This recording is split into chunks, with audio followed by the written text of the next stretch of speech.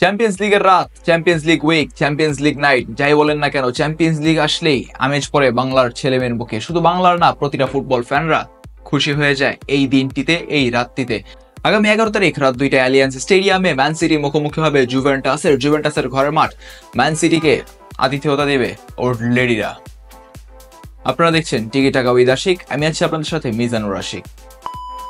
এখন পর্যন্ত head to head পরিসংখ্যানে দুইবার মুখোমুখি হয়েছে জুভেন্টাস এবং ম্যানচেস্টার সিটি, যেখানে দুবারই জয় পেয়েছে জুভেন্টাস। ঠিক 9 বছর আগে সর্বশেষ দেখা হয় জুভেন্টাস এবং সিটির মধ্যে। সেই ম্যাচে 1-0 গোলে জুভেন্টাস হারায় ম্যান সিটিকে। সেই আলিয়ান্স স্টেডিয়ামে খেলাটি হয়েছিল 9 বছর আগে। 9 বছর পর আবার সেই আলিয়ান্স স্টেডিয়ামে মুখোমুখি হবে দুই দল। এর ঠিক আগে যখন প্রথম দেখা হয় জুভেন্টাস এবং ম্যানচেস্টার সিটির মধ্যে, সেখানে জুভেন্টাস ইতিহাদ স্টেডিয়ামে ম্যানচেস্টার সিটিকে 2-1 গোলে হারিয়েছিল। অর্থাৎ ইতিহাদে নিজেদের শেষ দেখায় ম্যান সিটি সেখানেও হেরেছিল জুভেন্টাসের বিপক্ষে, তাও সেটা নিজেদের ঘরের মাটিতে। ম্যান সিটি কি পারবে এবার দাঁড়াতে আলিয়ান্স স্টেডিয়ামে, যেখানে 9 বছর আগে হেরে রূপকথার গল্প শেষ হয়ে গিয়েছিল? ম্যান সিটির রিসেন্ট পারফরমেন্স যদি দেখা যায়, তাহলে ম্যান সিটি দাঁড়াতে পারবে না ওল্ড লেডিদের বিপক্ষে। ওল্ড লেডিরা বর্তমানে একটু শক্ত পজিশনে আছে তাদেরই লিগ টাইটেলে। তবে চ্যাম্পিয়ন্স লিগের হিসেব করতে গেলে এখনো 16-19, অর্থাৎ 3 র্যাঙ্কিং ডিফারেন্টের তফাৎ। ম্যান সিটি চাইবে তাদের প্রথম জয়টা পূর্ণ করতে ওল্ড লেডিদের বিপক্ষে, জুভেন্টাস চাইবে তাদের হ্যাটট্রিক জয় পূরণ করতে সিটির বিপক্ষে। পেপ গার্দিওলা তার মাস্টারমাইন্ড ট্যাকটিক্স খাটাতে চাইবে জুভেন্টাসের বিপক্ষে। জুভেন্টাসও ছেড়ে কথা বলবেন না ম্যানচেস্টার সিটিকে, কারণ জুভেন্টাসের ঘরের মাটিতে হবে এবারের খেলা। জুভেন্টাসের বিপক্ষে যখন এর আগে 2 ম্যাচ খেলে ম্যানচেস্টার সিটি, তখন সেখানে মারিও মানজুকিচ 2 ম্যাচে গোল করেছিলেন, ম্যান সিটিকে ধসিয়ে দিয়েছিলেন। এবং সেই 2 ম্যাচে ম্যান সিটির যেই ফরওয়ার্ডদের অসহায় আত্মসমর্পণ দেখেছিল পুরো ফুটবল বিশ্ব। অ্যান্ড দেন জুভেন্টাস যখন ওই আসরে ফাইনাল খেলে, তখন বার্সেলোনার কাছে ফাইনাল ম্যাচ হেরে যায় এবং বার্সেলোনা তখন তাদের শেষ চ্যাম্পিয়ন্স ট্রফি লিফট করে। যদি এবার জুভেন্টাস ম্যান সিটির বিপক্ষে জিতে যায়, তাহলে এবারও হয়তো ভাগ্যের চাকা খুলে যেতে পারে জুভেন্টাসের জন্য। জুভেন্টাস হয়তো আবারও চ্যাম্পিয়ন হতে পারে 9 বছর পর। 9 বছর ধরে ইউসিএল খেলা যাচ্ছে বার্সেলোনার উপর দিয়ে, অনেকটা জুভেন্টাসের ওই রকমই।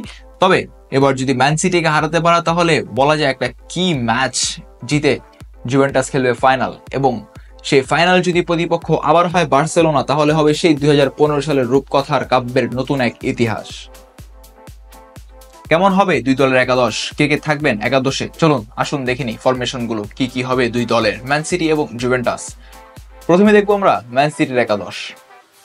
গোলবারে থাকতে পারেন স্টেফান ওর্তেগা, ডিফেন্সের ভার সামলাবেন Kyle Walker, Ruben Dias, Gvardiol এবং লুইস। মিডফিল্ড সামলাবেন Bernardo Silva, Ilkay Gundogan, Savinho, Kevin De Bruyne এবং নুনিয়েজ।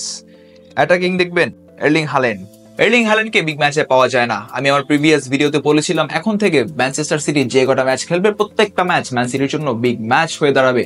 এবং সেই ম্যাচগুলোতে অবশ্যই জ্বলে ওঠা দরকার ম্যানচেস্টার সিটির স্ট্রাইকার এর্লিং হাল্যান্ডের। এখন সেসব ম্যাচগুলোতে যদি এর্লিং হাল্যান্ডের তেমন কোনো পারফরমেন্স না পাওয়া যায়, তাহলে এই প্লেয়ার আমার একাদশ আমার দলে রাখার থেকে না রাখাটাই বেটার। আমি যেই জন্য আমি এই প্লেয়ারটিকে দলে কিনলাম অ্যাজ আ মনস্টার হিসাবে, তিনি এখন এখানে এসে যদি অ্যাজ আ ক্যাট হয়ে যায়, তাহলে আমার একে রেখে কোনো লাভ হচ্ছে না। It's a loss project.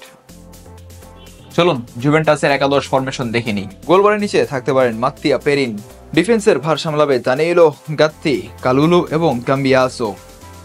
Midfield দেখবেন লোকাতেল্লি, ফাগিওলো, কনকেইচাও, কুপ মেইনার্স এবং উইয়া। অ্যাটাকিং এর ভার সামলাবেন ব্লাহোভিচ। অর্থাৎ সিটি এবং জুভেন্টাস দুই দলই 4-2-3-1 ফরমেশনে খেলবে। কতটুকু উতরাতে পারবে সিটি 4-2-3-1 ফরমেশনে খেলে জুভেন্টাসের বিপক্ষে?